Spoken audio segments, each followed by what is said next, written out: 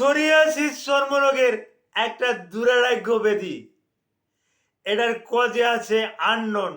আজ পর্যন্ত চিকিৎসা বিজ্ঞানীরা এর কারণ খুঁজে পায়নি যেটা কেন হয়। তবে অটো ইমিউন এর জন্য কিন্তু দায়ী। অটো ইমিউন সিস্টেম দুর্বলের পরিপ্রেক্ষিতে এই সোরিয়াসিস রোগটা হয়ে থাকে। এখন এই সোরিয়াসিসের কিন্তু অনেক ক্লাসিফিকেশন আছে। এক একটা সোরিয়াসিসে কিন্তু এক এক রকমের চিকিৎসা। অনেকের ধারণা যে সোরিয়াসিস মনে হয় একটাই, আসলে তা না। এই সোরিয়াসিসের বহু রূপ আছে। যেমন সোরিয়াসিস স্কাল, এর আলাদা রূপ আছে, এর চিকিৎসা আলাদা। সোরিয়াসিস আর্থ্রাইটিস, এই সোরিয়াসিস আর্থ্রাইটিসের জন্য আলাদা চিকিৎসা।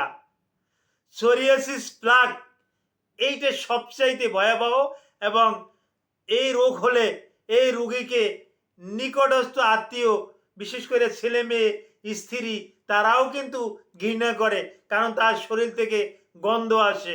এই ব্যাপারে এই সোরিয়াসিস প্লাগ সম্পর্কে একটু আলোচনা করব। আসসালামু আলাইকুম রহমতুল্লাহি ওবারাকাতুহু। আমি ডাক্তার মীর শহীদুল ইসলাম। আমার চেম্বার শুভেচ্ছা 255, ঐতিহ্যবাহী শেখঘাট, সিলেট।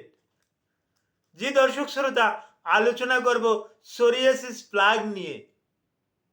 সোরিয়াসিস প্লাগ এমন একটা রোগ, মাছের আষ্টের মতো from head to ankle sprain, মাথা থেকে পা পর্যন্ত কোনো জায়গা বাকি থাকে না। এই জায়গাগুলো থেকে প্রচুর পরিমাণে মাছের আষ্টের মতো সাদা সাদা খুশকি বাহির হতে থাকে, ছোপ ছোপ খুশকি বাহির হতে থাকে।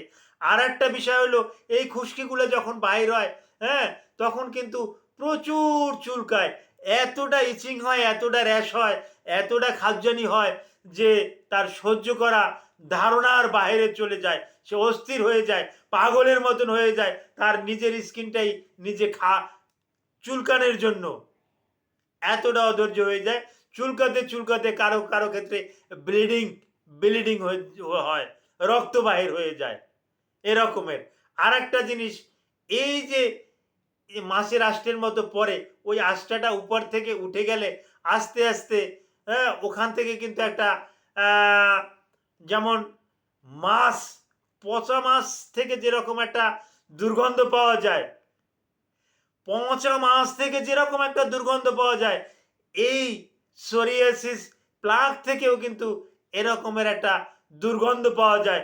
মাছের আষ্টের মতো একটা বিশ্রী একটা দুর্গন্ধ আসে, যার কারণে এই রোগীর আত্মীয় স্বজন, নিকটস্থ লোকজন, বিশেষ করে ছেলে মেয়ে এবং স্ত্রীর থাকলে স্বামীর থাকলে স্ত্রী, মানে একে অপরের থেকে একটু দূরত্ব বজায় রাখে। তবে হ্যাঁ, আপনাদেরকে একটা সাহস দিচ্ছি, একটা আশার বাণী দিচ্ছি, যেটা কন্ট্যাক্টি ডিজিজ না, এবং এটা একটা সময় বলতো এটা নিরাময় করাই তো সম্ভব না। এখনো এটা নিরাময় করা সম্ভব না, কিন্তু হ্যাঁ, এটা একেবারে নিরাময় করা সম্ভব না, কিন্তু নিরাময়যোগ্য। এটা যদি আপনি আমাদের যে নিয়ম কানুন, এই নিয়ম কানুন যদি একটু মেনে চলেন, ঔষধ টৌষধ যদি নিয়মিত খান, চামড়ার যদি খসখসে না রাখেন, অর্থাৎ সোরিয়াসিসের রোগীর চামড়াটা কিন্তু খসখসে, অর্থাৎ ময়েশ্চারাইজিং না, আর্দ্রতা না, চামড়াটা কিন্তু রুক্ষ, চামড়াটা কিন্তু শুষ্ক, যার পরিপ্রেক্ষিতে ময়েশ্চারাইজিং ক্রিম, ময়েশ্চারাইজিং লোশন এগুলো যদি ব্যবহার করেন, আমাদের যে নিয়মকানুন, অ্যালার্জি জাতীয় খাবার টাবার এগুলো যদি এড়িয়ে চলেন, তাহলে কিন্তু এই রোগ থেকে কিন্তু আপনি পুরোপুরি আপনাকে কিন্তু আপনি নিজেকে নিজে নিয়ন্ত্রণ করতে পারবেন।